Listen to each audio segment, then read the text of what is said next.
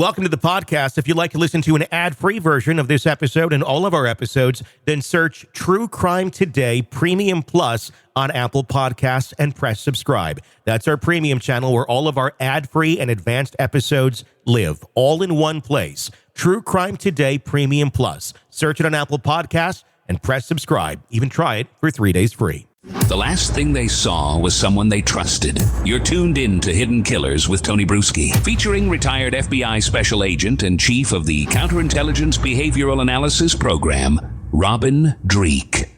I'm Tony Bruschi. Let me ask you, what happens when power, privilege, and fame collide behind closed doors? How deep does the darkness run when the lights go down at a party that only the elite attend?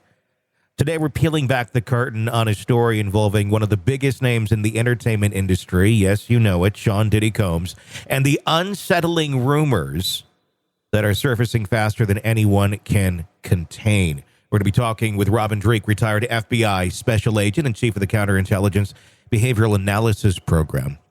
A shocking allegation that's emerged from the shadows. It suggests that a moment of indecency at a Ciroc Vodka party was thwarted not by security, but by an A-list athlete who stepped in just in time. What's more disturbing is that the question this raises, how many times has someone not stepped in? How often have the powers felt uncomfortable, shielded by celebrity status, while crossing lines most wouldn't dare? The latest revelations hint at a world where boundaries blur, parties become strategies for exploitation, and attendees either play along or walk away before things turn sinister. But beneath these allegations lies a deeper psychological question. Are these parties part of a toxic system where manipulation is camouflaged as opportunity, or are they symptoms of something far more calculated, a grooming process wrapped in luxury and access? Let's dive into that conversation with Robin Dreeke and the unsettling truth behind these rumors. There's another piece of the case that came out this last week, another one from Tony Busby. This one is involving a business owner that allegedly someone who helped a lot of celebrities get jewelry and things of that nature for appearances and such. Very prominent individual. The name is not listed here. One could speculate, but this was at a Ciroc Vodka promotional party. Claims that Diddy took him to a room, exposed himself to him, thinking something was going to happen, and it took an A-list sports star who allegedly came in, broke it up, and said, "Hey, let's get out of here. This is not okay," and prevented an assault from taking place. That's an interesting angle that we're starting to see. I'm wondering how many other accounts like that we're going to see of other stars, celebrities, or whoever, people with power that were at these Diddy parties that maybe were surprised by some of the behavior that happened after a certain hour and were like, what the fuck? And did kind of do their thing of like stepping in, but then getting the hell out of there. Because we have heard a lot of people who are like, yeah, at 10 o'clock or whatever, 12 o'clock, I'm out of the Diddy party. It's not for me. They just kind of start to see, okay, things are changing, time to go home. Maybe never truly getting a big grasp of what in totality actually goes down at those parties. I mean, what's your thoughts on that? The star stepping in and stopping an assault from the party thrower, Diddy, allegedly.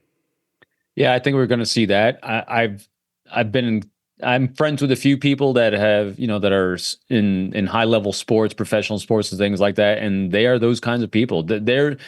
There's a tight network, kind of like in any good, healthy group and organization.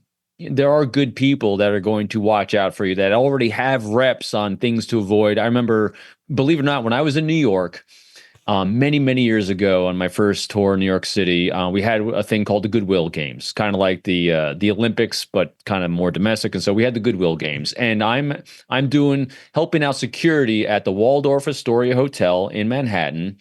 And this is where a lot of the athletes are staying. CNN, Ted Turner was kind of organizing this thing. And I'm here walking in the lobby, and in walks Shaq. Mm-hmm. And Shaq's got his entourage with him. And and he actually called over me and a couple of the other FBI guys and a couple of NYPD guys and said, hey, just me, just to help, be a buffer for me if you would. And I was like, yeah, sure. And I remember a few people walked up to him and females, and wanted to take some pictures with him. And he goes, no pictures, no pictures. And it's like, and I remember when they had walked away, and Buddy, extremely friendly, extremely gracious, a very nice guy to be around. And I said to him, I said, hey, Shaq, I said, why no pictures? He goes, oh, that'll go sideways really quick. People are going to use that against me, and people can do nefarious things. And so I have a rule of my code of conduct. And I've seen that with other people in those positions as well. They're staying as good and healthy as they can. And then what I saw him also doing was he had another celebrity with him, big athlete, and people wanted to take pictures with him, and he goes, no. And he was the one pulling him out, saving him from those situations. So you do have people like that are doing those things. And so it's important for it's not important. It's not hard to imagine that this is what's also happening at these parties, because what was happening, I think, is you at a certain hour, the filter would start happening. And that's what I was writing while you're talking about this. It really struck me. When we're forming cults, what a lot of times cults will do, they'll love bomb you to get you in. Yeah. And they'll shower you with love. They'll shower you with affection as they're slowly grooming you into this culture of extremely unhealthy behavior, where there's someone at the top. Generally in a cult, someone at the top, there's sexual things that are going on. They're for profit, and there's people that are going to be victims. Sounds interesting, doesn't it? Yeah. So there's another way that I'm just thinking about this whole Diddy situation. Instead of necessarily love bombing, he was celebrity bombing. He was offering someone and letting them feel the power of celebrity, the influence of celebrity, being the celebrity club. So he's celebrity bombing you by surrounding you with all these cool people. And once you get addicted to it and the dopamine's flowing, well, then we're going to escalate it, and that's where the filters happen. So the healthy ones are coming in saying, no, I've been exposed to this before. I've seen this show, and I'm going to pull out of this because I got to go home. I'm going to have a normal life. And those that didn't have any reps yet, didn't have experience, and did not have a loving critic in their lives saying, hey, you need to get your ass out of there. They got sucked in by the celebrity bombing. Yeah.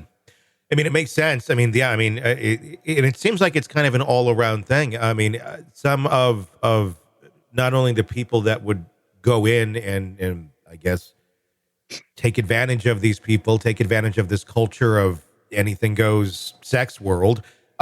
He did the same thing with the victims themselves that came in and promised celebrity, promised, this is how it works. If you want to get into this world, we've all done this. This is just what it is. And that's how they groom them to think, oh, well, it's the price of admission, essentially. If I want all this fame and fortune over here, I guess I got to do this really uncomfortable or traumatic thing right now to get there. And it's the same. It's a casting couch story, just on a very glamorous level, I guess, if you're at Diddy's white party. As the time of this recording, a couple days ago, the singer Jelly Roll just came out. Yeah. And said something very similar to this. I was curious about what prompted him to say that he's been really seeing the dark, super dark side of the music industry. And I think, and he said, and he's claimed he's going to expose a lot of this because he's been seeing it. It's wrong. It's unhealthy. And I'm just curious because there's a lot of dark things in a lot of organizations, and celebrity seems to be the path to unhealthiness. I'm all about it being exposed. I'm all about people speaking up. One thing I would say to Jelly Roll about this is maybe don't tease that you're going to be exposing people before you expose people, because there's a lot of people who've teased that they were going to expose people, and those people who are going to expose people are no longer people. They're no longer here to do such things. So I love it. Great. Expose away if that's what you're going to do, but I guess surprise people with it. Don't tell everybody you're going to do this. Yeah, it's good advice on that one. Because it hasn't worked out so well for others who've had that same mission when it's been found out. Yeah, no kidding. But yeah, I think we're going to find out a lot more in the coming weeks of Diddy. It's not going to end. It's just going. No, it's not. And there you have it, a tangled web of celebrity manipulation and power. But let's not kid ourselves. What we're talking about isn't just some isolated party scandal. It's a pattern that stretches across industries where success often demands silence and ambition is leveraged against dignity. There's a reason why people keep their distance from these parties after midnight, because what happens next isn't the stuff of publicists and glossy photo ops. This isn't a story about a bad judgment at one party, about systems where power is wielded like a weapon, and where the line between opportunity and exploitation is razor thin.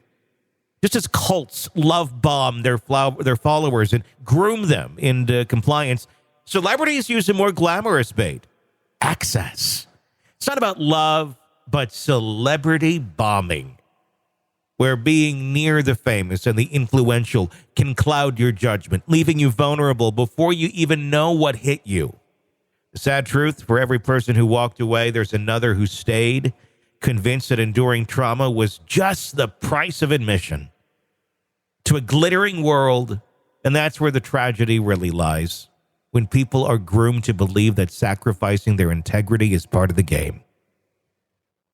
Now, here's where things get dicey. We like to imagine that good always wins, that people with moral compasses will step in like the athlete who allegedly did. But what happens when these people don't step in? Or worse, when they're part of the problem? This story, we heard about a female celebrity who just stood there, watched, as her alleged significant other sexually violated another human being, a minor, allegedly. And then watched as their buddy Diddy allegedly went in and did the same. What do they do after they go out? Oh, hey, can I have some more of those little ham roll-ups? That'd be great. Guessing maybe Diddy doesn't serve ham roll-ups at his party, but you get the point. The kind of reflection we need, not just from the entertainment industry, but from all industries where unchecked power thrives, is what we need to have happen. The story is far from over. Diddy may not be the last name we hear, and the allegations will likely continue to unfold. But the question we should be asking ourselves is, how complicit are we as a society when we glamorize and idolize the very culture that enables this behavior? I'm Tony Bruschi. If you want to stay up to date on this case and others we cover, be sure to press subscribe. And thanks for listening. Welcome to the podcast. If you'd like to listen to an ad-free version of this episode and all of our episodes, then search True Crime Today Premium Plus on Apple Podcasts and press subscribe. That's our premium channel where all of our ad-free and advanced episodes live, all in one place. True Crime Today Premium Plus. Search it on Apple Podcasts and press subscribe. Even try it for 3 days free. You're neck deep in a dark, twisted tale, and just as the tension peaks, bam, a commercial about some miracle diet pill breaks the spell. It's like finding a fly in your soup after the first bite. But here's the fix. True Crime Today Premium Plus on Apple Podcasts. You get to enjoy your crime stories without the junk. Ad-free episodes, extended interviews that go beyond the surface, and early access to all the gruesome details. It's like swapping out a can of cheap beer for a glass of fine whiskey. So search for True Crime Today Premium Plus on Apple Podcasts. Subscribe and keep the darkness flowing uninterrupted.